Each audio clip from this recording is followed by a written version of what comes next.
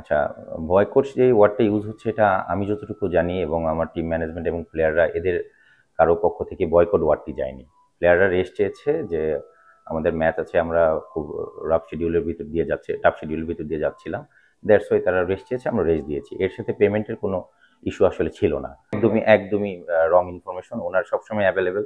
ওনার সাথে আমাদের management including আমি, চাইলে প্লেয়াররাও কথা বলতে পারে, চাইলে আপনারাও কথা বলতে পারেন, কোনো সমস্যা নেই। ওনারা আছেন।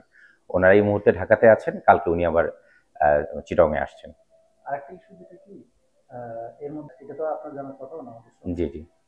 এখন তাহলে কি কোনো সমস্যা নাই? তাহলে ফারুক ভাইয়ের সাথে কি আপনাদের কোনো মিটিং আছে?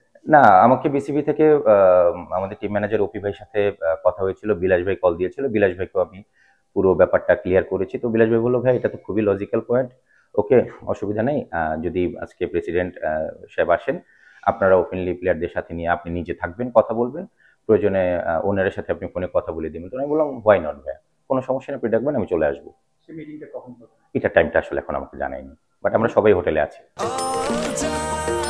নিশ্চিন্তে খান স্বাস্থ্যকর অল টাইম পান। All time healthy life. ভাই যদি বলতেন যে কেন তারা বয়কট শব্দটা ইউজ করছে বা বলা হচ্ছে। আচ্ছা, বয়কট যে ওয়ার্ডটা ইউজ হচ্ছে এটা আমি যতটুকু জানি এবং আমার টিম ম্যানেজমেন্ট এবং প্লেয়াররা এদের কারো পক্ষ থেকে বয়কট ওয়ার্ডটি যায়নি।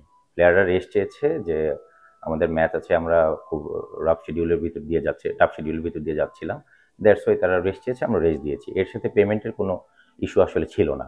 পেমেন্টেরটা অলরেডি আমরা কমিটেড যে 16 তারিখ, মানে দ্যাটস মিন আগামীকালকে দুপুরে বা বিকেল দুপুরের পর আমরা পেমেন্টগুলো দিয়ে দিব। সেই অনুযায়ী আমরা ম্যানেজমেন্ট কাজ করছি এবং প্রতিটা প্লেয়ার ইনফর্ম। আপনি যেটা বলছিলেন সেই ঘটনাটা যদি একটু বলতেন যে আসলে পুরো কি হয়েছিল আসলে? আহ, কেন চেকটা মানে অনেকে বলছে বাউন্স করেছে আচ্ছা, চেক বাউন্সের যে ইস্যুটা ছিল, আমরা চেকটা দিয়েছিলাম সিলেটে। তো সিলেটে চেকটা দেওয়ার পরে আপনারা জানবেন যে ঢাকাতে আমাদের লাস্ট ম্যাচে ওনারের ওয়াইফ, এমডি সাহেবের ওয়াইফকে গায়ে একটা বল লেগেছিল, যেখানে তার চেস্টের উপরে হাড়ে ফ্র্যাকচার হয়েছিল। ইমিডিয়েটলি তাকে ব্যাংকক নিয়ে যেতে হয়। তো তখন ফোনে যেহেতু ব্যাংক ক্লিয়ারেন্সের একটা ব্যাপার থাকে, ওনাকে পাবে না। তো আমরা আগের দিনই জানিয়ে দিয়েছিলাম যে তোমরা কালকে কেউ চেকগুলো জমা দিও না, জমা না দিলে যেহেতু ওনাকে পাওয়া যাবে না। তো এটা ম্যাক্সিমাম প্লেয়ারকে ইনফর্ম, সব প্লেয়ারকে ইনফর্ম করা ছিল। এর ভিতরে হয়তো দুই একজন জমা দিয়ে ফেলেছিল, পরে বলেছিল যে ভাই আমরা এটা ইনফরমেশনটা আমাদের কাছে ছিল না বা আমরা মিস করেছি, অসুবিধা নেই ভাইয়া, যখন এটা আসবে আমরা ওইভাবে এটা ম্যানেজ করে নিব। এতটুকুই ছিল ব্যাপারটা।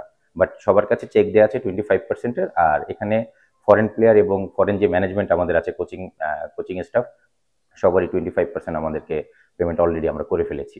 শুধু লোকাল প্লেয়ারদের পেমেন্টটা বাকি, যেটা চেক দেওয়া ছিল। লোকাল থেকে 25% দেওয়া হয়েছে। জি, চেক দেওয়া আছে, যেটা আগামীকালকে আমরা ক্যাশ হয়তো করে দিব ইনশাল্লাহ। তবে ভাই কালকে কি প্র্যাকটিস শিডিউল বা সব ঠিক থাকছে কালকে? আমাদের আমাদের পক্ষ থেকে সবই ঠিক আছে, কারণ প্র্যাকটিসের সাথে তো আসলে পেমেন্টের কোনো ইস্যু আছে বলে আমার মনে হয় না।